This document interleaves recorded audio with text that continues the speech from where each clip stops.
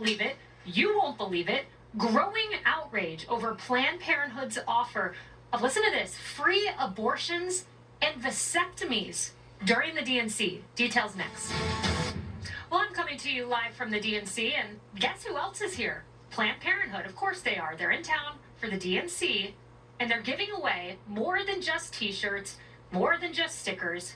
Listen to this. They are handing out free abortions and vasectomies.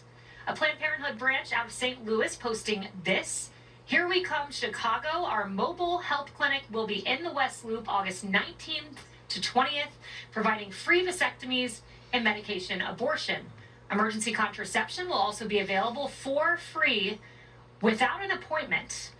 Now, it's not only that, there is, and we'll put this picture up, an 18-foot IUD, 18 foot.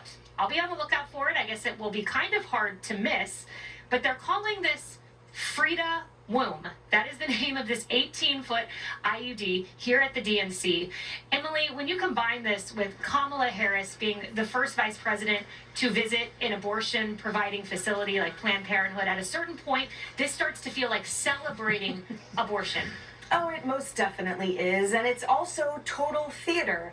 Right? Because all this time we've been hearing that what the Democrat Party cares about, and in contrast to the Republican Party, is truly the plight of underserved communities and underserved women. So if that were true, why isn't this, and why isn't the messaging actually going to those underserved communities? Why is it simply going to where all the media is camped out at a convention hall? What is incumbent now, and I extend my comments from the first block, is that the Republicans need to come out with counter messaging. They need to come out and articulate, well, while you guys are celebrating abortion, we have people that were simply praying in clinics, and now they're facing untenable terms in federal prison. They need to come out and say, oh, if you care so much about this, then shouldn't you care about the right as an American voter to have that power retained in your local voting position?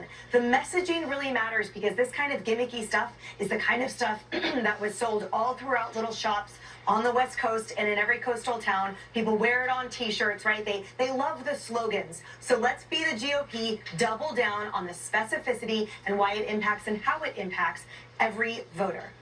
Tammy, I just couldn't believe when I saw, free abortions here at the DNC. Tim Young is a comedian, and here's how he put it, and it just goes to how cavalier they're making this issue. Tim Young said this: J.D. Vance is weird. Also, it's totally normal for there to be a mobile abortion and vasectomy van that shows up outside of the DNC for totally normal people to get abortions and vasectomies like they're going to a taco truck. Yeah. It's look, I think I probably have more pro-choice friends than others on the panel here. People know my background with the National Organization for Women. Classical liberals and the majority of Democrats embraced safe, legal, and rare. Yes. This is ghoulish. Yes. It is not what anyone wanted. And I think part of the argument, they talk about joy for the future and optimism. Deciding you're not going to have children, or you're going to have a vasectomy, and you're going to have abortions, and you want one right now, that is a statement that you have no hope in the future. 70% of abortions happen because of economic reasons. I want women, and this is a perfectly conservative argument, to be able to, if there is a surprise in their life, medically or with a pregnancy, that instead of saying, oh my God, I can't do this because the Harris economy makes me have to work 2 jobs and I'm barely paying the rent, that you can say, yes, I can do this. And yet this contradiction, this ghoulish obscenity for the Democrats, say, oh, we're looking optimistically to the future. This puts the lie to that immediately on its face.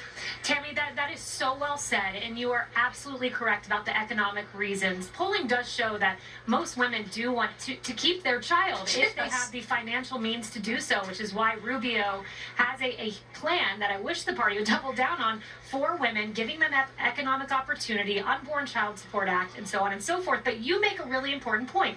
Safe, legal, and rare was the Democratic mantra in 2008. Let's play it.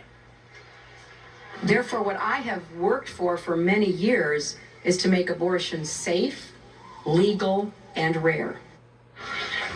What happened to that, Marie? Well, first, let's go back to our Fox polling from this morning. that abortion and healthcare are the third and fourth highest ranked issues that voters care about. On the first, Kamala Harris outpolls Donald Trump by 16 points, and on healthcare by 11.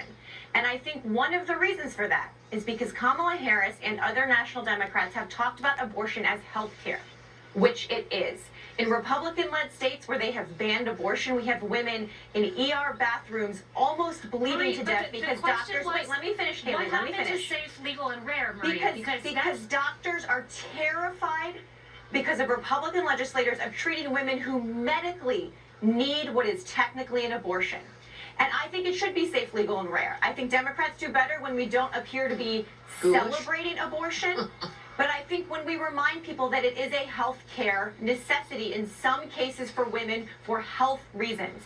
And on the flip side, Donald Trump refuses to say whether he would sign a nationwide abortion ban, which again doesn't just impact women who choose not to have a child, who choose not to, very clear. but women who for health reasons are not able to carry a child to term. Republicans who've become so extreme on this, J.D. Vance is incredibly extreme on this, and I think Democrats do best, to your point, Haley, when they say safe, legal, and rare. Marie, let me ask you one thing before I get Charlie in here.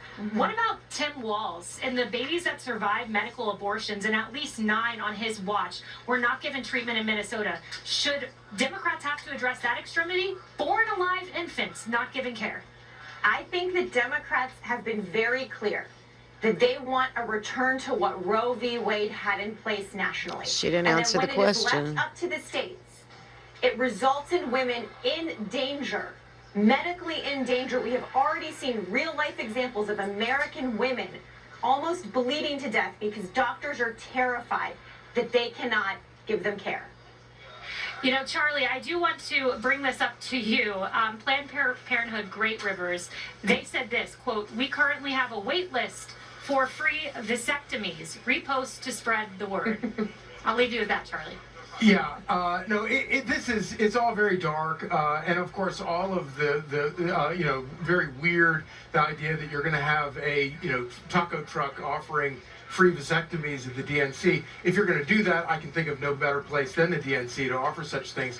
But it is all very bizarre. It's very weird. I don't think that this is where the majority of American voters are on this issue. And I think that, quite frankly, Republicans are far more in line with the views of voters than the ninth-month abortions. And people have faith that states can handle this issue responsibly. And that is Trump's position in a nutshell. All right, well, on to this.